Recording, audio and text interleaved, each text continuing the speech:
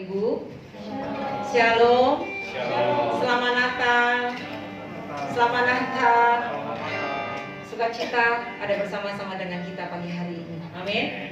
Mari kita mau merindukan Tuhan lebih lagi di saat kita mau masuk tahun 2022. Kita minta supaya hadirat Tuhan, kasih Tuhan memenuhi kehidupan kita. Amin. Mari kita datang kepada Tuhan. Bapa, kami bersyukur buat siang hari ini, buat penyertaan-Mu yang sempurna dalam kehidupan kami. Tuhan, kembali kami menghadap hadirat-Mu. Kami memberikan seluruh hidup kami kepadamu Tuhan. Biarlah seluruh hidup kami ini menjadi persembahan yang harum di hadapan Engkau. Dan kami percaya bahwa Engkau tidak pernah meninggalkan kami. Engkau selalu ada bersama-sama dengan kami. Bahkan dalam keadaan apapun, Engkau tetap memegang kami dengan tangan-Mu yang erat, dengan tangan-Mu yang penuh kasih.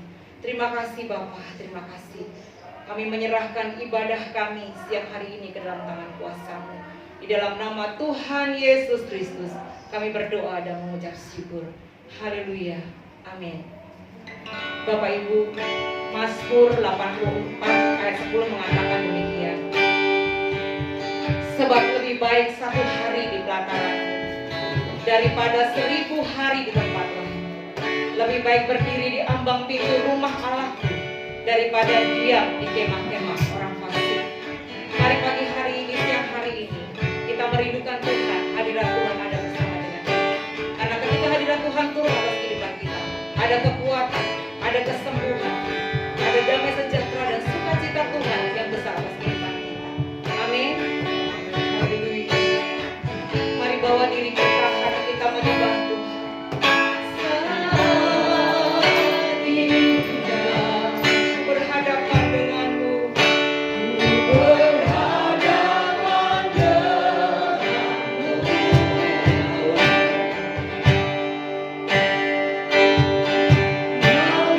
Yeah.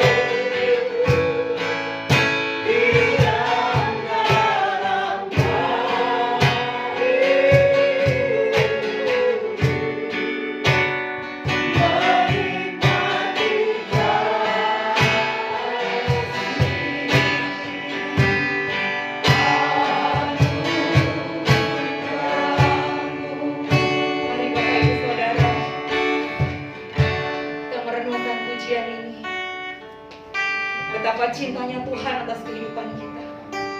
Kita ada saat ini semuanya karena Tuhan. Tanpa Tuhan kita bukan siapa-siapa. Tapi karena tangan Tuhan yang begitu ajaib dan perkasa, yang mengasihi saya dan Bapak Ibu, Dia mengangkat kita, Dia menuntun kita, sehingga Dia memberikan damai sejahtera dan sukacita. Mari hormati hadirat Tuhan. Kita mau bangkit berdiri bersama-sama. Katakan sekali, saat indah. Mari rasakan hadirat Tuhan.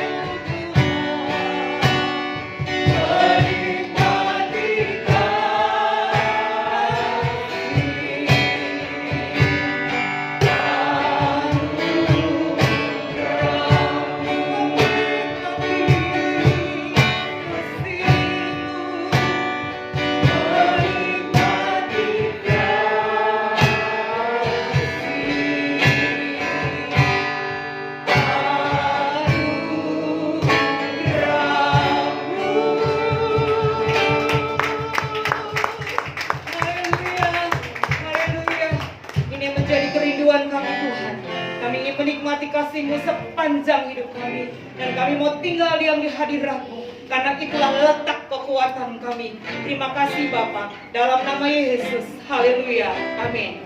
Amin. Bapak Ibu, mari ucapkan selamat Natal kepada kanan kiri. Selamat Natal, selamat Natal. Mari kita di sini berhimpun untuk memuji nama Tuhan. Amin. Hai, mari berhimpun dan bersuka cita, sebab Dia Raja di atas segala raja sudah menerangi kehidupan kita. Amin. Haleluya. Amin. Dan kemuliaan buat kita. Haleluya.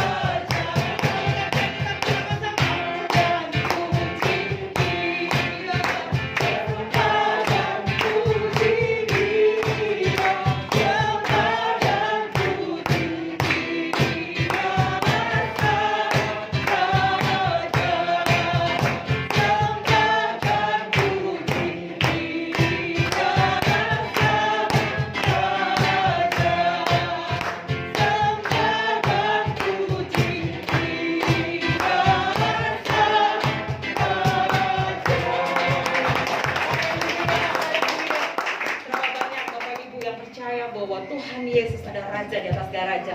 Memberikan tangan. Kita mau berglori lebih lagi buat Allah kita. Amin. Mari kita sambut Raja. Dia Tuhan di atas segala Tuhan. Haleluya.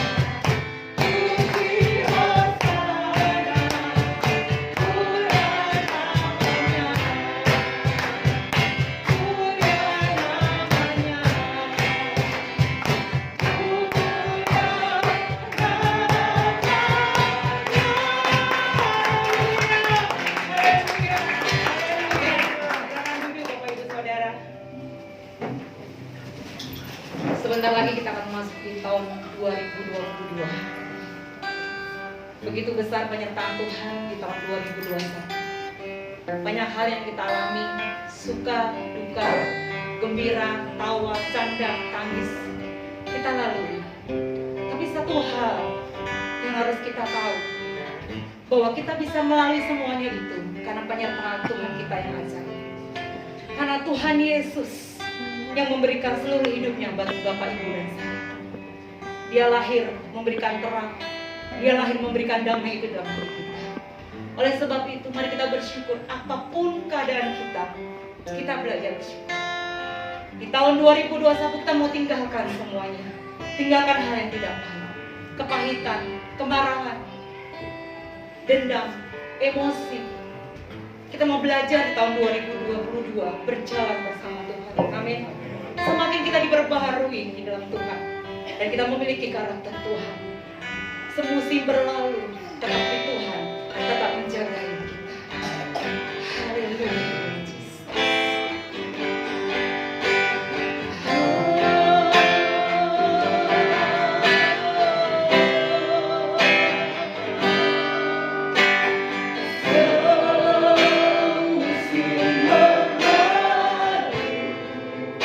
Namun kau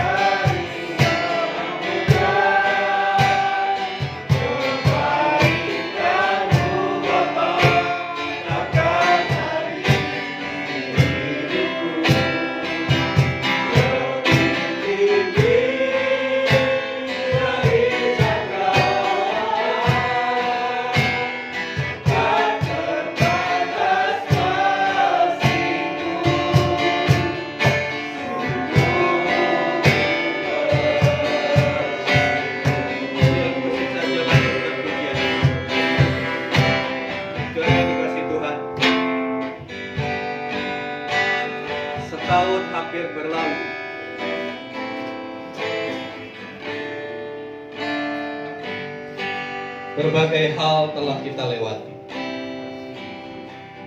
Mungkin sepanjang tahun 2021 ada begitu banyak harapan, kerinduan dan cita-cita yang belum tercapai.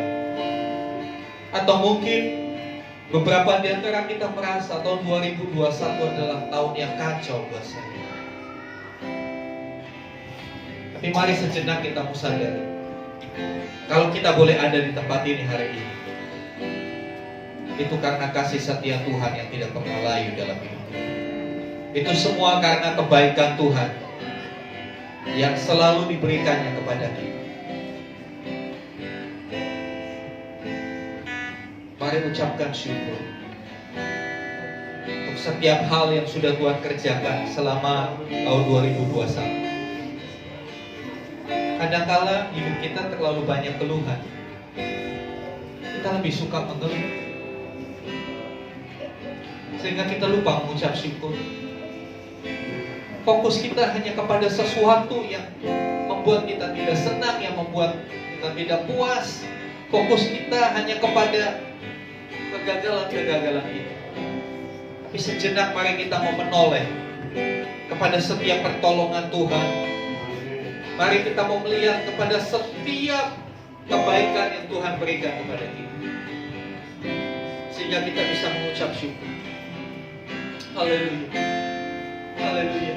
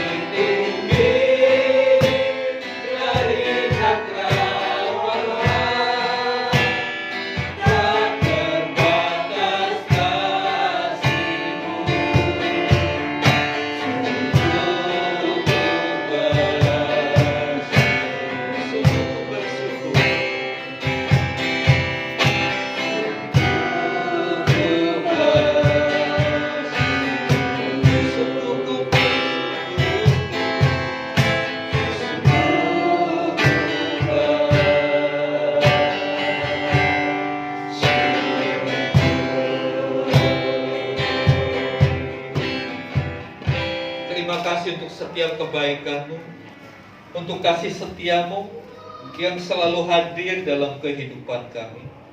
Sepanjang tahun 2021, begitu banyak kebaikan-Mu, begitu banyak pertolongan-Mu atas hidup kami.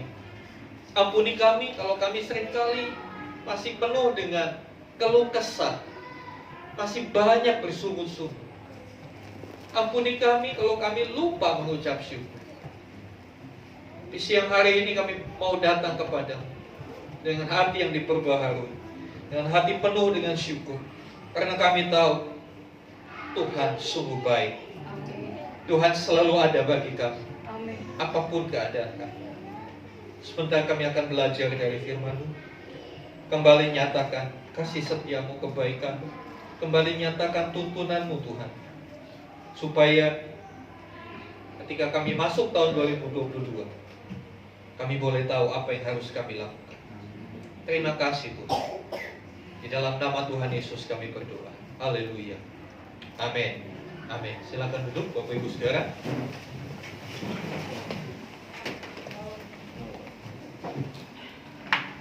Iya. Hari ini saya beri judul Bapak saya, Natal yang Kacau.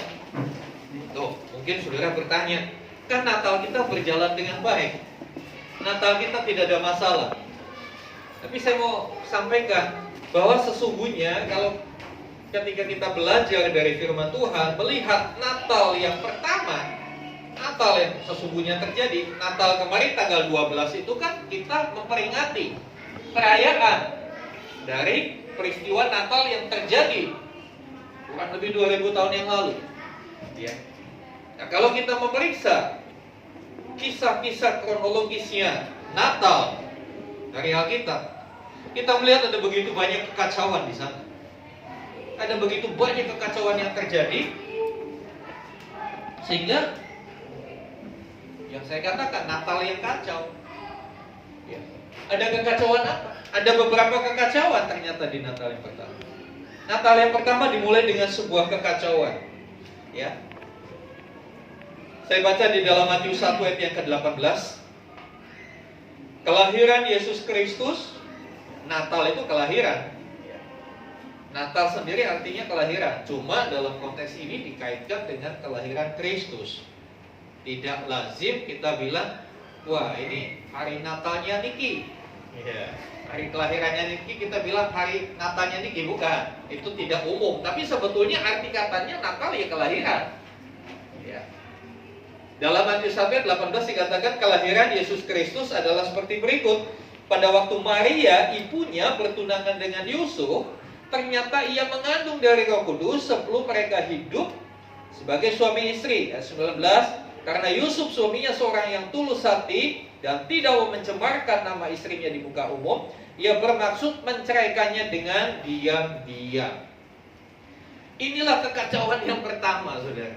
Bagaimana mungkin seorang perawan mengandung? Ilmu kedokteran manapun tidak bisa menerima satu kenyataan ini.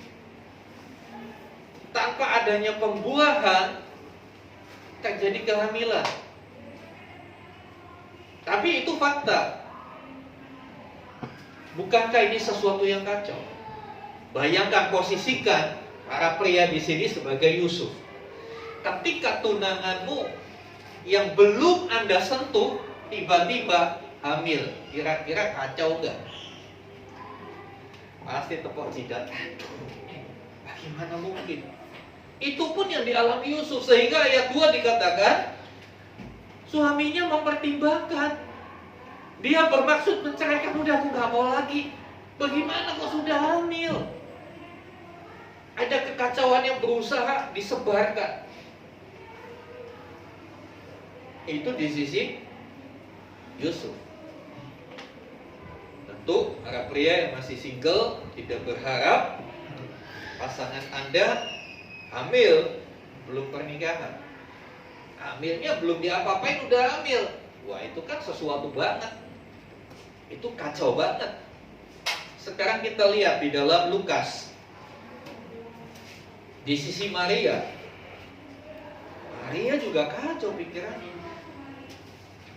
Lukas 1 ayat yang ke-34. Lukas 1 ayat 34. Kata Maria kepada malaikat itu, bagaimana hal itu mungkin terjadi? Karena aku belum bersuami. Kita tahu kisahnya di dalam Lukas 1 ini. Maria, seorang perawan dari satu desa kecil yang bernama Nazaret, dia mendapat kunjungan dari malaikat. Kunjungan supranatural dari malaikat. Malaikat itu membawa pesan bahwa kamu akan mengandung, tapi bukan dari laki-laki, tapi dari kuasa Tuhan. Ya. Kamu akan melahirkan seorang anak laki-laki, bla bla bla bla bla, panjang. Ya, nanti Bapak Ibu bisa baca sendiri. Nah, respon Maria 34 ini menunjukkan kebingungan dia, pikiran dia kacau. Dia berkata, bagaimana hal itu mungkin terjadi? Aku belum bersuami. Dengan kata lain, saya belum melakukan sesuatu yang dilarang. Tapi gimana saya bisa hamil? Pikiran Maria berusaha dikacaukan. Tapi saudara yang dikasih Tuhan, tidak berhenti sampai di situ. Ya, tidak berhenti sampai di situ. Dan berita itu benar-benar Maria hamil. Maria mengandung. Kekacauan berikutnya, sementara Maria mengandung, ada perintah dari kaisar, ya, pemimpin negara pada waktu itu, supaya mereka harus mendaftarkan diri, sensus penduduk. Tapi sensusnya tidak petugasnya datang, tapi orang-orang suruh balik ke kampung halamannya. Nah, Yusuf ini dari Bethlehem. Pasangan ini diwajibkan untuk balik ke Bethlehem. Posisi Maria hamil. Posisi Maria hamil tua. Lukas 2 ayat 1. Pada waktu itu Kaisar Agustus mengeluarkan suatu perintah. Perintah, jadi perintah ini bukan pilihan, bukan himbauan, tapi perintah. Artinya harus dilakukan. Apa perintahnya? Menyuruh mendaftarkan semua orang di seluruh dunia. Dunia pengertiannya adalah wilayah kekuasaan Romawi pada waktu itu. Inilah pendaftaran yang pertama kali diadakan sewaktu Quirinius menjadi wali negeri di Syria. Maka pergilah semua orang mendaftarkan diri masing-masing di kotanya sendiri. Mudik kan? Cuma ketika Alkitab ini ditulis, Alkitab ini diterjemahkan, belum ada istilah mudik. Jadi dikatakan masing-masing mendaftarkan diri di kotanya sendiri. Demikian juga Yusuf pergi dari kota Nazaret di Galilea ke Yudea, ke kota Daud yang bernama Bethlehem. Nah, untuk bisa punya gambaran, saudara bisa bagian Alkitab saudara itu ada peta Alkitab, bisa lihat jaraknya. Ya, dari Bethlehem ke dari Nazaret ke Bethlehem. Dari Nazaret ke Bethlehem. Nazaret itu posisinya di sebelah utara. Bawa ke Bethlehem. Bethlehem itu dekat Yerusalem. Itu kurang lebih jaraknya sekitar 120 km. Dekat apa jauh Bapak Ibu? Untuk sekarang mungkin dekat, naik tol 2 jam selesai. Naik pesawat mungkin nggak sampai 1 jam nyampe. Tapi perlu diingat pada waktu itu alat transportasi belum seperti sekarang. Alat transportasi yang paling mewah itu keledai. Ada kuda, tapi kuda hanya untuk tentara, untuk pasukan. Rakyat biasa pakainya keledai. Keledai itu jalannya alon-alon asal kelakon. Paling banteng Yusuf dan Maria ini naik keledai. Tapi tidak diceritakan mereka naik keledai. Yang paling umum mereka perjalanan dari satu tempat ke tempat lain itu jalan kaki. Siapa yang pernah jalan kaki 120 kilo? Ibu-ibu kalau keliling di mall di total bisa 120 kilo? Enggak ya, paling hanya berapa gitu ya. Nah, sekarang dikasih Tuhan, bisa dibayangkan seorang wanita dengan perut hamil tua jalan 120 kilo, bisa lebih. Ini bukan hal yang mudah. Ini perintah ini bikin kacau benar. Betul ya? Tapi perintah, yang memberi perintah penjajah. Orang Yahudi itu bangsa yang dijajah. Jadi mau nggak mau harus diikuti. Harus diikuti. Nggak ada tawar-menawar. Bukankah ini sesuatu yang kacau? Kenapa kok tiba-tiba si kaisar ini bikin perintah begitu? Gak ada angin, gak ada apa, tiba-tiba dia suruh daftarin. Mungkin dia pengen tahu jumlahnya, penduduknya berapa, tapi suruh daftarin. Udah gitu mendaftarinnya suruh pulang ke kampung halamannya. Ada Yusuf Maria ini perantau, istilahnya begitu. Yusuf ini seorang perantau. Dia harus balik ke Bethlehem. 120 kilo untuk seorang wanita hamil tua jalan kaki. Bukan hal yang mudah. Tapi mereka lakukan. Kekacauannya nggak cukup sampai di situ. Perhatikan di dalam ayat selanjutnya. Ayat 4. Demikian juga Yusuf pergi dari kota Nazaret di Galilea ke Yudea, ke kota Daud yang bernama Bethlehem tadi ya. Kemudian karena ia berasal dari keluarga dan keturunan Daud supaya didaftarkan bersama dengan Maria tunangannya yang sedang mengandung. Keterangannya jelas sedang mengandung. Ketika mereka di situ, tibalah waktunya bagi Maria untuk bersalin. Jadi dengan ayat ini menunjukkan mengandung bulan-bulan terakhir. Mungkin udah 8 bulan tuh, 9 bulan. Sampai di tempat waktunya mules-mules mau melahirkan. Kacau nggak saudara? Kebayang nggak saudara situasinya yang dihadapi Yusuf Maria pada waktu itu? Udah gitu ditambah lagi, ya, ayat 7 bagian bawah, ayat 7 saya bacakan seluruhnya.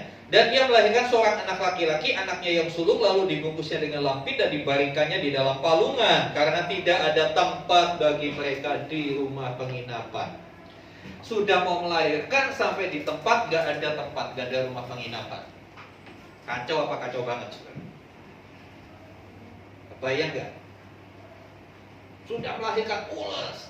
Waktu itu tidak ada klinik, tidak ada rumah sakit. Satu-satunya tempat yang memungkinkan ya tempat penginapan. Dia udah searching, Yusuf udah cari door to door. Dia lihat di online sudah full semua, jadi udah door to door. Siapa tahu ada sisa ya, dulu belum ada online ya sudah. Nggak ada, full dari bintang 5 sampai kelas melati sampai losmen nggak ada. Akhirnya kita ketahui bersama seringkali dibuat dramanya ya di kandang. Perhatikan kandangnya di sini. Tanggal 12 kemarin kita sudah belajar bahwa kandangnya bukan kandang seperti yang kita pikir sekarang, yang kotor, yang becek, yang nggak karu-karuan. Kandangnya kalau istilah saya ini kandang yang VVIP, kandang khusus untuk domba-domba unggulan, domba-domba spesial. Karena domba-domba itu yang akan jadi domba korban. Dapat tempat di situ, tapi biarpun kandang VVIP, kandang tetap kandang, tetap bau domba. Kan? Tetap ya tidak layak.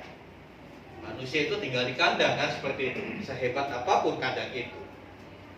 Tapi ya itulah kenyataan yang dihadapi Yusuf dan Maria. Mereka nggak ada tempat, akhirnya harus di kandang.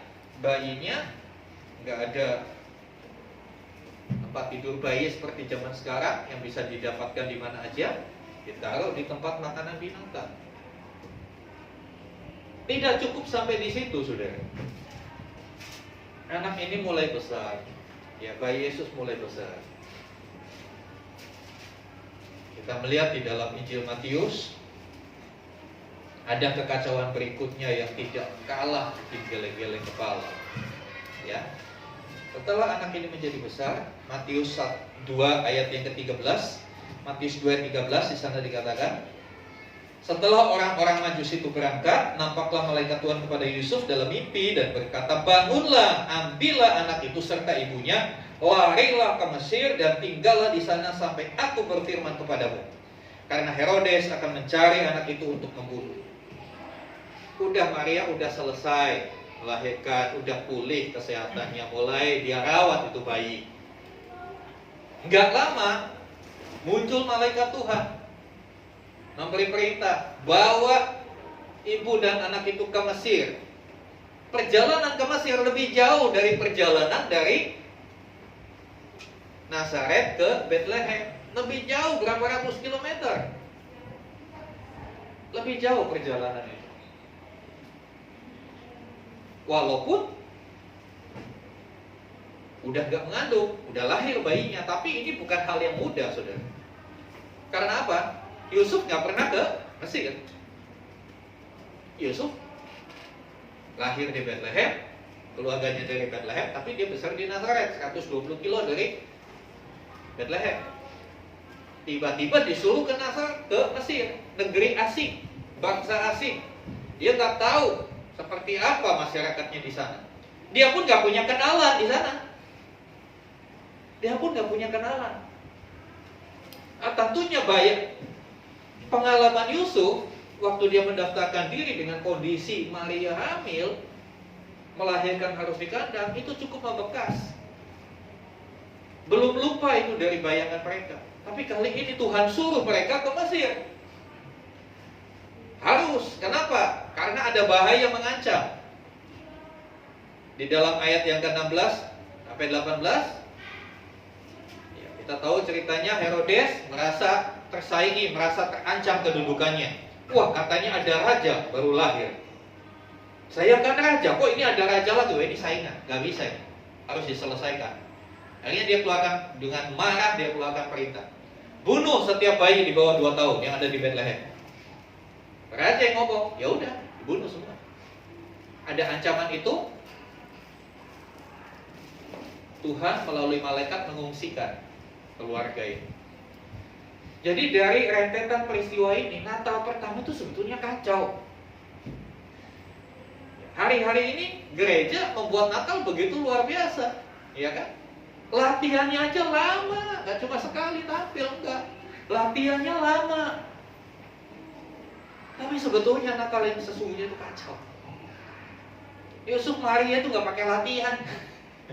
Yang latihan yang memerankan Yusuf Maria. Ya, biasanya anak sekolah minggu kadang-kala di gereja-gereja lama gitu kan. Perutnya dikasih bantal jadi Maria gitu, terus dituntun gitu. Yang jadi anak cowoknya dikasih jenggot, ya. Ya itu sudah tertata, tapi kejadian sesungguhnya begitu kacau. Pertanyaannya, kenapa bisa kacau? Katanya Natal itu rencana Tuhan, ya kan? Katanya cerita Natal diawali malaikat Tuhan kasih tahu sama Yusuf dan Maria, kamu akan mengandung bla bla bla. Yusuf juga jangan takut ambil. Dia anaknya itu bukan anak haram, tapi anak dari Roh Kudus dan sebagainya. Tapi kok kenapa jadi kacau? Ternyata saudara, ada oknum yang tidak suka bila terjadi Natal. Ada oknum, ada tokoh yang tidak suka kalau Natal harus terjadi. Dialah iblis. Iblis nggak suka kalau Natal terjadi. Nanti kita akan lihat kenapa kok iblis nggak suka. Mengapa iblis berusaha menggagalkan Natal? Yang pertama karena Natal adalah bukti kasih Bapa kepada manusia yang berdosa. Bahkan saya mau katakan bahwa Natal ini adalah bukti kasih terbesar, anugerah terbesar yang Bapa berikan kepada umat manusia. Memang bangsa Israel mengalami pertolongan Tuhan. Bagaimana nenek moyang mereka keluar dari Mesir ke tanah Kanaan. Bagaimana di padang gurun Tuhan siapkan segala kebutuhan mereka. Tuhan jaga, Tuhan pimpin luar biasa. Tapi bukan itu yang terbesar. Yang terbesar justru melalui Natal, itulah buktinya. Yohanes 3:16, karena begitu besar kasih Allah akan dunia ini, sehingga yang telah mengaruniakan apa? Anaknya yang tunggal, the only begotten son. Satu-satunya yang dia punya dikasih. Kalau saudara punya barang satu-satunya, mau dikasihkan orang enggak? Mikir, betul ya? Ini anak. Kata anak sendiri menunjukkan sesuatu yang paling berharga. Betul apa benar, saudara? Siapa yang paling berharga dalam hidup Bapak Ibu? Anak-anak, betul? Mana lebih berharga, anakmu atau berlianmu? Anak. Karena anak sakit, berlian dijual. Bukan anak dijual buat berlian, itu kebalik. Itu orang tua yang gak normal. Anak dijual supaya dapat berlian. Anak dijual supaya dapat harta, itu orang tua yang gak normal, perlu bertobat. Tapi kita, anak sakit, apapun kita lakukan buat anak. Kalau bisa bilang sama dokter, dok pindahin sakitnya ke saya. Betul nggak saudara? Pindahin ke saya, kalau bisa saya aja anak saya sembuh. Tapi Bapak di surga memberikan anaknya yang tunggal. Satu-satunya diberikan. Diberikan bukan untuk diadopsi orang, enggak, untuk dibunuh, untuk mati, untuk disalib. Kalau bukan karena kasih yang terlalu besar, gak mungkin itu terjadi.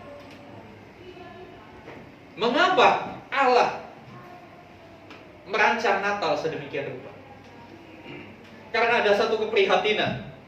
Ketika Allah Bapa melihat dunia dikuasai oleh dosa, semua manusia telah berdosa dan telah kehilangan kemuliaan Allah. Roma 3 ayat 23.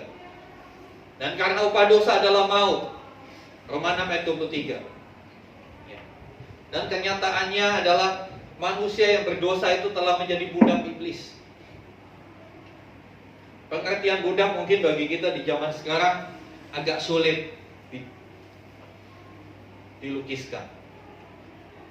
Budak di wilayah Timur Tengah sampai hari ini masih ada etnis-etnis tertentu yang menerapkan sistem perbudakan. Seorang yang menjadi budak berarti kalau saya ini budak, saya tidak punya hak apa-apa. Kalau tuan saya bunuh saya, tuan saya gak berhak dituntut, gak bisa dituntut. Kalau saya seorang budak, maka hidup saya di bawah kendali Tuhan saya. Itu berarti kalau kita hamba dosa, hidup kita dikendalikan dosa. Suka nggak suka, dosa yang kita lakukan. Dan berapa banyak orang yang mengalami hal begitu. Mungkin tidak membunuh, mungkin tidak berzina. Tapi coba pikirkan, berapa banyak orang yang dikuasai hobi, jadi budak hobi. Mungkin kita pikir ya ngisi waktu luang. Tapi kalau hidup kita sudah dikuasai oleh hobi itu, hati-hati. Tanpa sadar kita sedang ada di bawah perbudakan. Ketika kita tidak bisa melepaskan diri dari sesuatu itu, berarti kita sedang diperbudak. Hal yang sederhana adalah handphone. Berapa banyak orang yang bisa beli handphone tapi nggak bisa mematikan handphone? Jadi pastikan kalau saudara punya handphone, pastikan tahu cara mematikan. Saya harap Anda paham apa yang saya maksud. Banyak kali orang hidupnya, waktunya dihabiskan untuk benda yang kecil itu. Ya memang benda yang kecil yang namanya handphone itu banyak membantu kita. Tapi bukan berarti kita jadi budak handphone. Bermain game berjam-jam sehingga pekerjaan utama terbengkalai. Itu namanya tanpa sadar kita sedang diperbudak sama barang itu. Jadi pastikan Anda yang punya handphone, ya, yang terbaru mungkin, pastikan Anda tahu cara mematikannya. Kalau belum tahu, belajar dulu cara mematikannya. Kalau belum tahu mematikannya, jangan punya dulu. Saudara yang dikasih Tuhan, manusia yang berdosa jadi budak iblis. Karena iblis menghendaki kita terus-menerus melakukan dosa. Iblis ingin kita terus-menerus melakukan dosa. Karena iblis itu tujuannya apa? Pencuri datang hanya untuk mencuri, membunuh, dan membinasakan. Orang berdosa akhirnya binasa, karena upah dosa adalah maut. Iblis ingin binasa, dia gunakan dosa. Dosa itu memang enak untuk daging. Contoh, korupsi. Gak usah capek-capek kerja, terima duit banyak. Tapi saya mau katakan, enaknya sebentar, konsekuensinya selamanya. Karena alasan inilah Allah melakukan sesuatu dalam Natal. Coba bacakan di dalam Yesaya 33 ayat yang ke-11. Pak Heri bisa tolong bantu. Yesaya 33 ayat yang ke-11. Ada satu ayat yang luar biasa yang kita harus paham.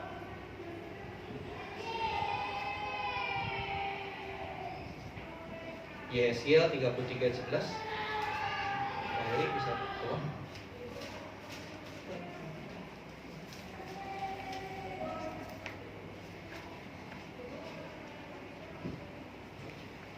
Yesaya 33 ayat yang ke-11.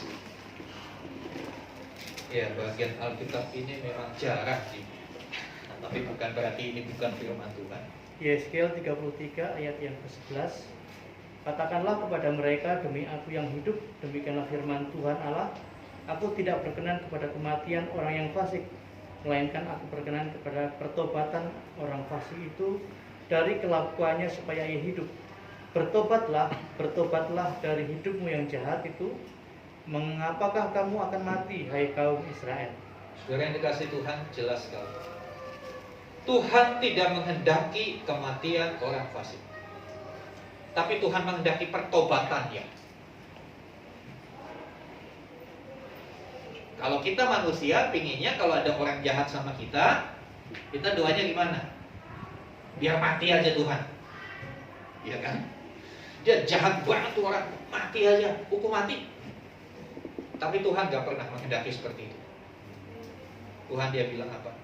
Ayat ini jelas berkata, ya, aku tidak berkenan kepada kematian orang fasik, melainkan aku berkenan kepada pertobatan orang fasik dan dari kelakuannya supaya ia hidup. Artinya apa? Kalau gak bertobat gak hidup kan gitu. Kalau gak bertobat dari kelakuannya gak hidup, mati. Tuhan gak menghendaki kematian. Makanya dia berusaha dengan berbagai cara menyelamatkan manusia. Dalam perjanjian lama dikisahkan bagaimana Tuhan menyelamatkan manusia. Dia mengutus nabi-nabinya, menasihati, menegur, ya kan? Bahkan kadang-kala memberi hukuman, tidak bertobat juga.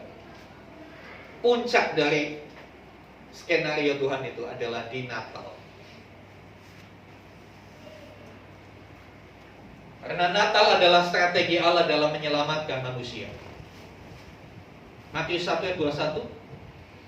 Di sana dikatakan, malaikat itu berkata pada Yusuf, ia akan melahirkan anak laki-laki dan akan menamakan dia Yesus, karena dialah yang akan menyelamatkan umatnya dari dosa mereka. Jadi jelas Natal itu adalah strategi Tuhan untuk menyelamatkan manusia. Ya. Untuk menyelamatkan manusia, Allah perlu berinteraksi dengan manusia. Untuk berinteraksi dengan manusia, Allah harus mengambil rupa manusia. Karena kalau Allah dalam segala kemahakuasaannya hadir di tengah kita, habis kita mati. Kita nggak tahan dalam kekudusan dan kemuliaan Allah. Oleh sebab itu dia harus melepaskan semua atributnya jadi manusia. Saya suka kasih gambaran. Seorang jenderal, anggaplah Panglima TNI, Pak Andika Perkasa. Dia kalau dia pakai bajunya dengan segala tanda pangkatnya, orang udah gemetar, betul nggak? Orang udah gemetar. Tapi kalau dia lepaskan, dia duduk makan di warteg, mungkin orang nggak kenal dia, ya kan? Mungkin orang nggak kenal dia. Dia lagi makan, dia duduk. Terus ada orang lagi duduk, dia bilang, Pak, geser Pak, geser. Karena dia nggak tahu dia jenderal. Tapi kalau dia dengan segala tanda pangkatnya dia duduk makan, orang nggak usah disuruh, udah mikir. Tuhan tidak menghendaki seperti itu. Tuhan mau berkomunikasi langsung dengan manusia tanpa batas. Sebab itu dia mengambil rupa seorang manusia. Dia menjadi manusia, tinggal di antara manusia, lahir sebagai manusia. Manusia lahirnya bagaimana? Dari rahim seorang wanita. Demikianlah Yesus. Tidak seperti di film-film fiktif. Film-film fiktif itu tiba-tiba ada cahaya dari langit, jatuh, lalu jadi bayi di situ. Iya kan? Suka banyak film-film gitu. Nah, bayi ini jadi besar, wah jadi pahlawan, jadi superhero, mengalahkan musuh-musuh. Tuhan gak mau mengambil cara seperti itu. Tapi dia mengambil rupa seorang manusia, menjadi manusia, terlahir secara alamiah. Jangan tanya Tuhan Yesus lahir bidannya siapa? Itu pertanyaan konyol. Nggak ada urusannya bidannya siapa. Yang jelas Yesus lahir, kan begitu. Jangan tanya, Pak, Yesus lahir di sesar enggak? Normal apa enggak? Ngapain lu tanya begitu? Kalau ada orang tanya begitu, itu nggak ada urusannya dengan hidupmu. Cuma kelahiran melalui manusia itu menunjukkan bahwa Allah benar-benar punya fokus untuk keselamatan manusia. Dia konsen banget untuk menyelamatkan manusia. Dia rancang begitu rupa strateginya. Ya. Dan berbicara juga dengan bahasa manusia. Yesus waktu lahir ketika dia tumbuh dewasa, dia nggak ngomong pakai bahasa sorga. Dia ngomong pakai bahasa manusia. Yang pada waktu itu dipakai bahasa Ibrani, bahasa Aram, yang ada di antara orang Israel pada waktu itu. Dia pakai bahasa Ibrani, bukan pakai bahasa planet mana.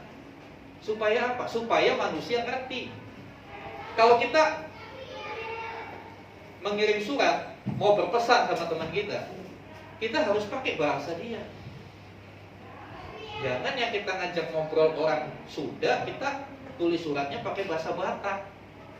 Gak ngerti. Makanya kenapa Alkitab kita itu boleh diterjemahkan ke bahasa Indonesia dan bahasa-bahasa lain. Ya supaya pesannya sampai ke kita.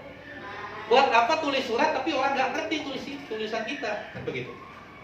Yang ditulis pakai bahasa Indonesia aja jarang dibaca, apalagi kalau tulisannya bahasa Yunani.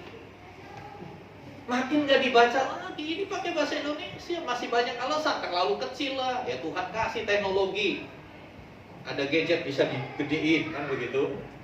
Ya, dulu waktu saya masih jadi kaum muda, gembala tempat saya sudah sepuh, sudah lanjut usia, Alkitabnya tuh gede. Pernah lihat ya Alkitab yang gede gitu ya, kayak dipikul gitu. Karena nggak kelihatan, waktu itu nggak ada handphone, nggak ada Alkitab elektronik. Jadi harus lihat. Ada lagi hamba Tuhan khotbah pakai kaca pembesar. Ya saking pengennya baca karena keterbatasan fisik. Nah Tuhan ngerti, dikasih hikmat manusia menciptakan handphone, ada Alkitab digital. Intinya apa? Tuhan itu dari awal selalu ingin berkomunikasi dengan manusia.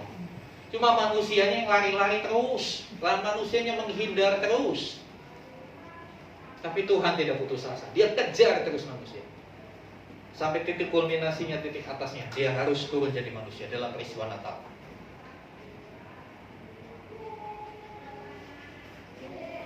Karena begitu penting Natal ini, makanya iblis gak mau Natal terjadi. Kenapa? Kalau Natal terjadi banyak orang diselamatkan. Artinya apa? Dia kehilangan pengikut, dia kehilangan budak. Padahal dalam dunia perbudakan, budak itu aset dari tuannya. Tuannya bisa leha-leha, tinggal ngomong aja budaknya lakukan, ya kan? Iblis gak mau kehilangan aset.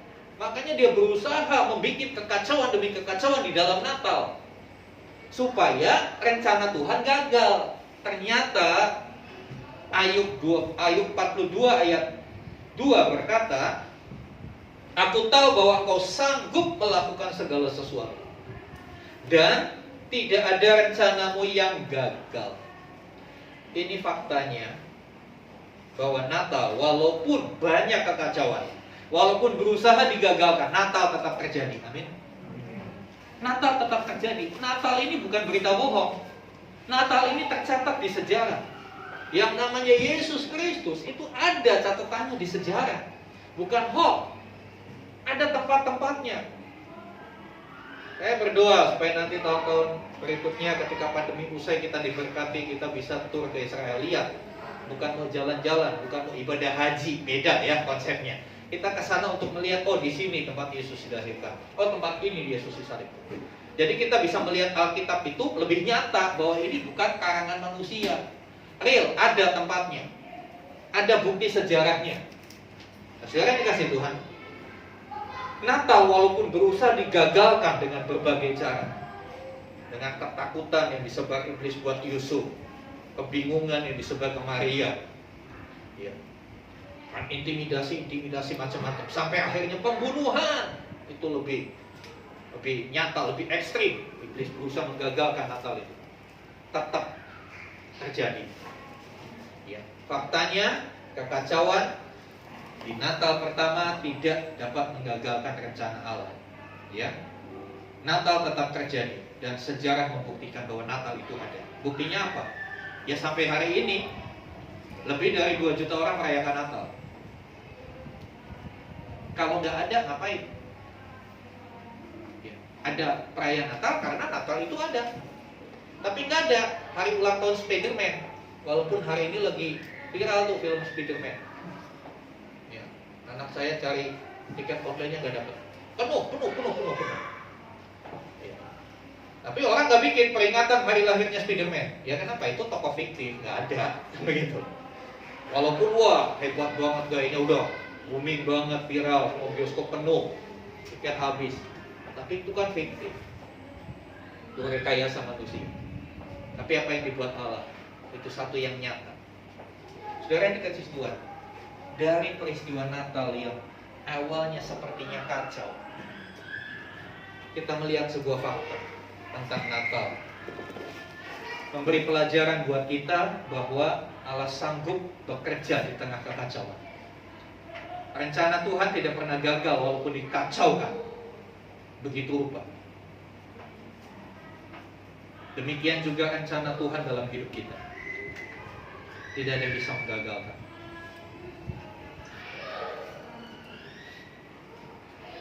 Hanya yang menjadi catatan, Natal itu bisa terjadi karena ada orang-orang yang meresponi rencana Tuhan. Ada orang yang mau meresponi rencana Tuhan. Bagaimana responnya? Dengan ketaatan. Beberapa waktu yang lalu saya sampaikan juga tentang Yusuf dan Maria. Bagaimana mereka taat. Bagaimana Maria akhirnya berkata, terjadilah padaku menurut perkataanmu karena aku ini hamba Tuhan.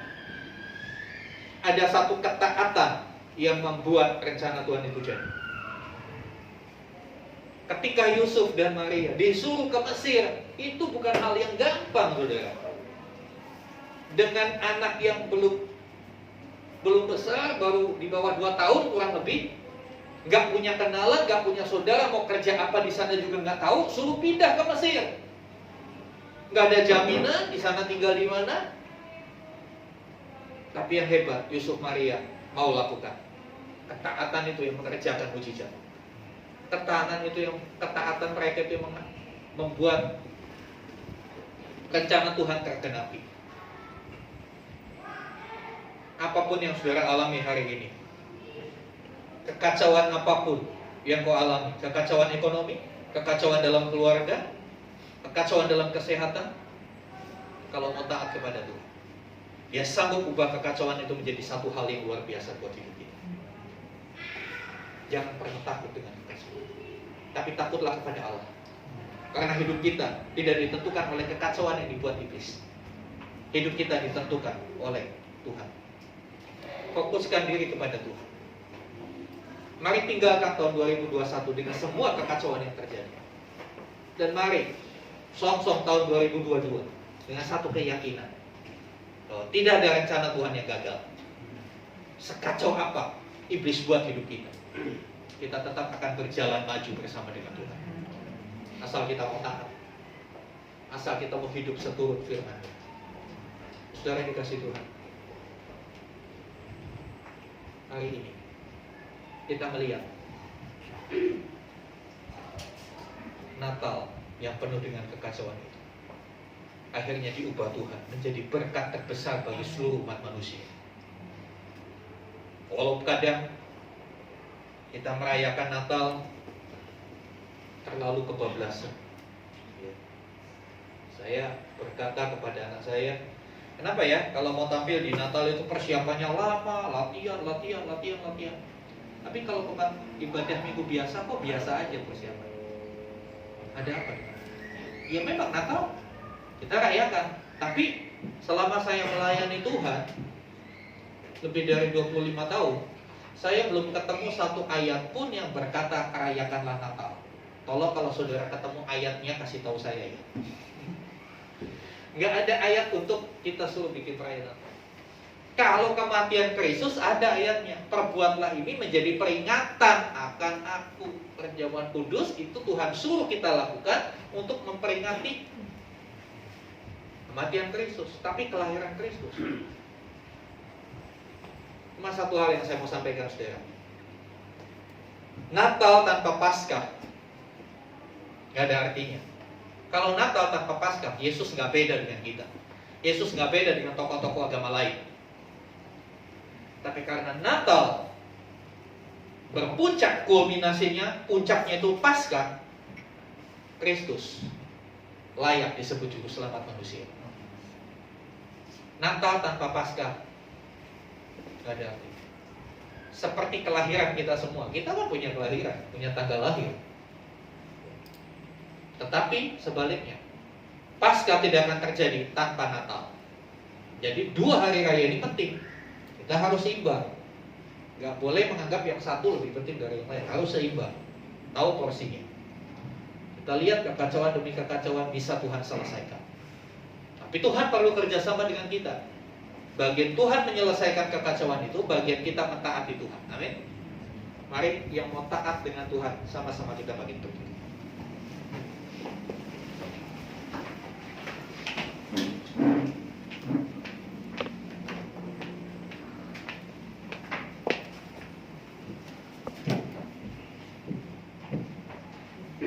Saudara yang dikasih Tuhan, kita kembali mau naikkan pujian ini. Tapi kata semusimnya diganti setahun, ya, setahun berlalu. Tapi kau selalu pelihara. Apakah saudara dipelihara Tuhan selama ini? Naikkan sebagai ucapan syukur kita. Setahun berlalu.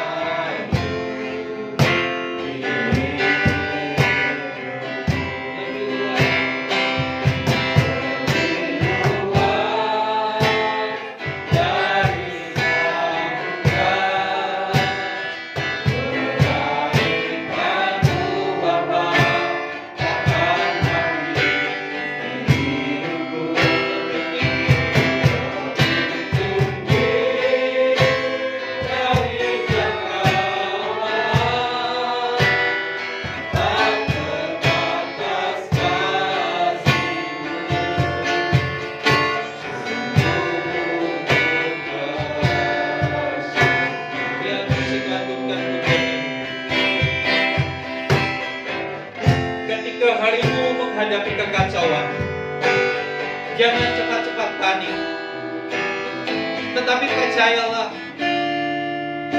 di tengah kekacauan pun Tuhan ada. Namanya Immanuel, Dia beserta kita. Tidak pernah ditinggalkannya kita. Tetapi kita yang seringkali meninggalkan Tuhan. Bukankah begitu, saudara? Mari kita mau bertobat. Kita tidak meninggalkan Tuhan. Jangan karena kekacauan yang kau alami, kau lari menjauh dari Tuhan. Tapi justru di tengah kekacauan hidupmu, datanglah kepada Tuhan. Taatilah Tuhan. Maka saudara akan melihat bahwa Dia sanggup melakukan segala sesuatu. Dan tidak ada rencananya yang bisa digagalkan oleh iblis. Kita di posisi pemenang karena Tuhan. Haleluya. Haleluya. Mungkin hidupmu di tahun 2021 penuh dengan kekacauan. Ekonomimu kacau, kesehatanmu kacau. Atau mungkin hidup doamu kacau, ibadahmu kacau. Mari di minggu terakhir, ini adalah minggu terakhir, mari kita mau minta supaya Tuhan pulihkan hidup kita. Tuhan pulihkan. Mungkin hubunganmu di keluarga kacau, terjadi banyak pertengkaran, terjadi banyak keributan yang sebetulnya tidak berguna. Ini saatnya buat pendamaian. Rencana Tuhan buat hidup setiap kita adalah rencana yang indah, rencana yang penuh dengan damai sejahtera. Dia tidak merencanakan kebinasaan, tapi Dia merencanakan kita mengalami hal-hal yang indah bersama Dia.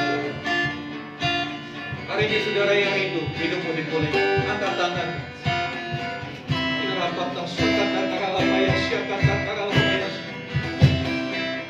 Mungkin kekacauan itu terjadi bukan karena iblis. Mungkin kekacauan itu terjadi karena kita yang tidak taat kepada Tuhan. Minta ampun untuk hal itu, saudara. Minta ampun di hadapan Tuhan. Karena pengampunannya masih tersedia buat kita. Kesempatan itu Dia masih berikan untuk kita memperbaiki diri. Di hadapan Tuhan. Itu adalah bagus. Bapak berdoa untuk tangan-tangan yang terangkat. Mereka menyadari kondisinya. Hidup mereka mungkin kacau, ekonomi mereka kacau, ibadah mereka kacau, iman mereka kacau. Mama berdoa biar hari ini menjadi hari pemulihan yang Tuhan kerjakan buat setiap umat Tuhan di tempat ini. Mama berdoa di dalam nama Tuhan Yesus. Biar Tuhan menjamah kehidupan setiap orang. Karena Tuhan tidak menghendaki kematian orang berdosa, tapi Tuhan menghendaki untuk kami bertobat dari kelakuan kami yang jahat. Ampuni kami Tuhan, ampuni kami. Ampuni kami, ampuni kami Tuhan. Roh Kudus pimpin kami, Roh Kudus tuntun kami, ajari kami tentang kebenaran Allah. Beri kami kekuatan untuk kami melakukan yang benar. Terima kasih Tuhan. Terima kasih buat kebenaran-Mu hari ini. Kami tahu di tengah kekacauan Tuhan menantikan dan Tuhan mengerjakan pemulihan buat setiap kami. Biarlah kami bersama-sama masuk tahun 2022 dengan satu semangat yang optimis. Bersama Tuhan kami bisa. Harapan pasti ada. Dan biar pemulihan itu Tuhan kerjakan buat setiap kami. Setiap rumah tangga, hubungan suami istri dipulihkan, hubungan anak orang tua dipulihkan, hubungan sesama jemaat dipulihkan. Karena kami tahu Natal adalah berita sukacita dan berita kedamaian. Biar setiap kami boleh hidup di dalam damai. Damai dengan sesama, damai dengan Tuhan. Terima kasih Tuhan. Puji nama. Di dalam nama Tuhan Yesus kami berdoa. Haleluya. Haleluya. Amin. Amin. Silakan duduk Bapak Ibu saudara dikasih Tuhan. Kita akan memberikan untuk setiap persembahan saudara, baik persembahan umum, persembahan persepuluhan, maupun persembahan Natal dalam bentuk uang maupun apapun juga. Saya sebagai gembala dan seluruh pengurus mengucapkan terima kasih. Kita masuk tahun kedua dari jatuhan di tempat ini. Ada banyak hal yang akan kita kerjakan di tahun yang akan datang. Kita sedang persiapkan. Doakan kami ya supaya kami bisa melayani lebih baik lagi. Beri masukan kepada kami supaya pelayanan di tempat ini lebih maksimal, terutama untuk bisa membawa jiwa-jiwa kepada Tuhan. Karena itu amanat agung yang harus kita lakukan bersama. Dan jangan lupa untuk senantiasa mendoakan akan kerinduan kita untuk bisa punya tempat ibadah sendiri. Ya, saudara yang dikasih Tuhan, untuk pengumuman untuk ibadah minggu yang akan datang tanggal 2 Januari 2022 disertai perjamuan kudus. Persiapkan Bapak Ibu. Itu adalah ibadah minggu pertama di tahun yang baru. Lalu bagaimana tanggal 31 dan tanggal 1? Seperti yang kita lakukan di dalam Natal, saya menghimbau setiap keluarga untuk bikin mesbah doa sendiri di luar di malam pergantian tahun di tahun baru. Karena saya ingin tahun yang akan datang kita menjadi keluarga-keluarga yang kuat, keluarga-keluarga yang kokoh. Saya tidak nakuti, tapi tantangan pasti lebih berat. Karena itu kita mesti mempersiapkan kita. Sapu lidi kalau cuma satu itu gampang dipatahkan, tapi kalau sapu lidi, beberapa lidi diikat jadi satu, itu menjadi satu kekuatan. Kita menjadi kuat. Gereja menjadi kuat kalau keluarga-keluarga kuat. Nah, sebab itu kembali untuk cara tahun baru, saya menghimbau dengan sungguh-sungguh setiap keluarga bikin mesbah keluarga. Pak, gimana caranya? Bisa konsultasi dengan saya. Japri saya, Pak, gimana caranya? Simple. Harus khotbah bertele-tele. Pak, saya nggak bisa main musik, nggak pakai musik, nggak apa-apa. Tuhan Yesus waktu melayani nggak pakai alat musik loh, saudara. Tapi mujizat terjadi. Iya, karena apa? Yang diperlukan di dalam mesbah keluarga adalah hati yang mau dipersembahkan kepada Tuhan. Ya, jadi itu. Nah, kemudian untuk ibadah tanggal 2 kita akan buat hanya satu kali ibadah. Jam 10. Kita hanya buat satu kali ibadah karena beberapa ya cukup banyak jemaat yang akan mengakhiri tahun baru bersama dengan keluarganya, dengan orang tuanya. Kepada mereka pun saya himbau, jadilah berkat di tengah keluarga orang tua. Percuma kita di luaran hebat, tapi di keluarga orang tua kita nggak jadi berkat, ya kan? Jangan sampai kita di luar menjadi singa yang gagah perkasa, tapi di rumah kita jadi kucing kurang. Kita juga harus jadi berkat buat orang tua kita.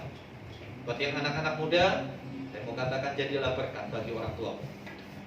Itu saja yang perlu saya sampaikan. Mari sama-sama kita bangkit berdiri. Kita akan naikkan dua-dua syafaat kita. Ya udah, dengan hormat Agustinus untuk pimpin kita dalam doa syafaat.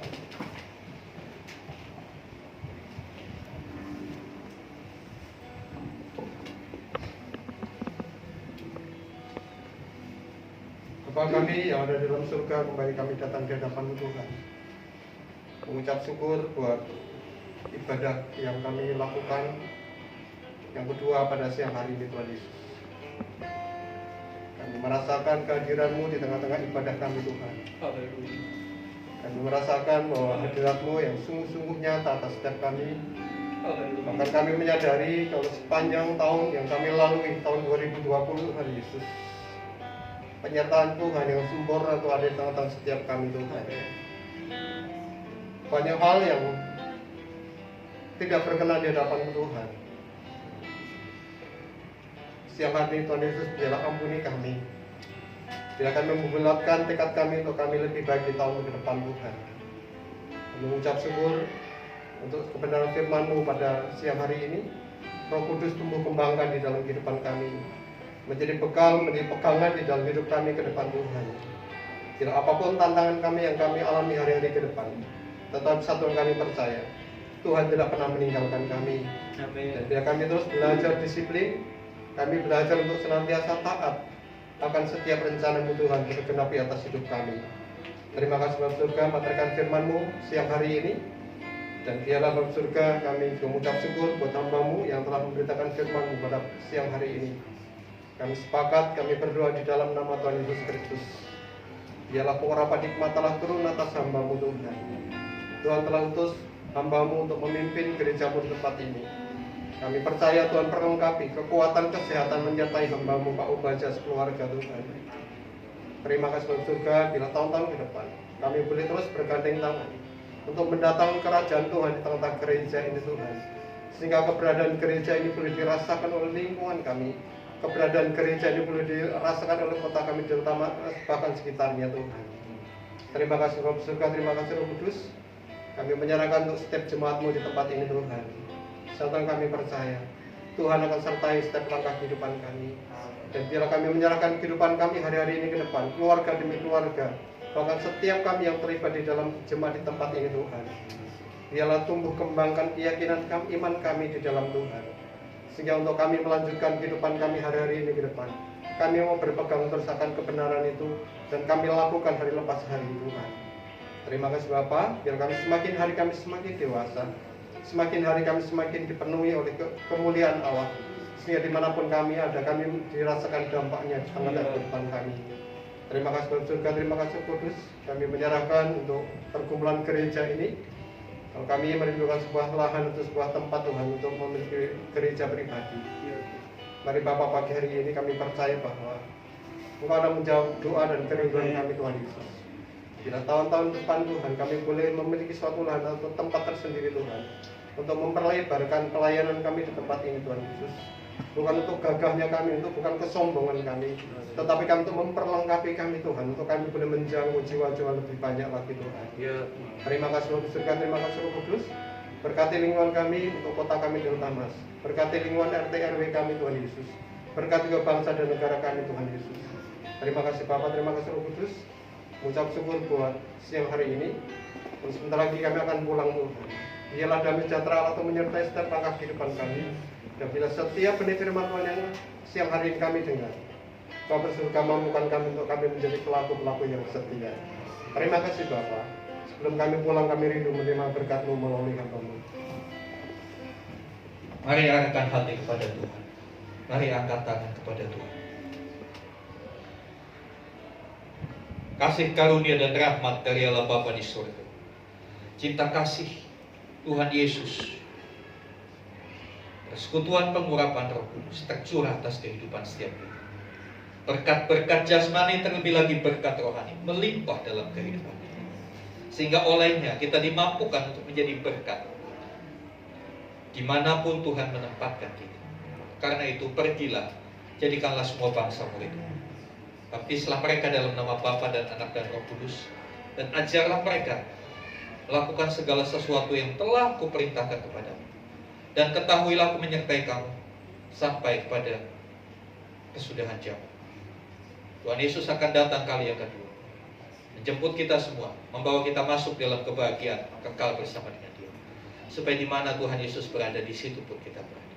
Terima kasih Tuhan. Di dalam nama Tuhan Yesus kami berdoa. Haleluya. Amin.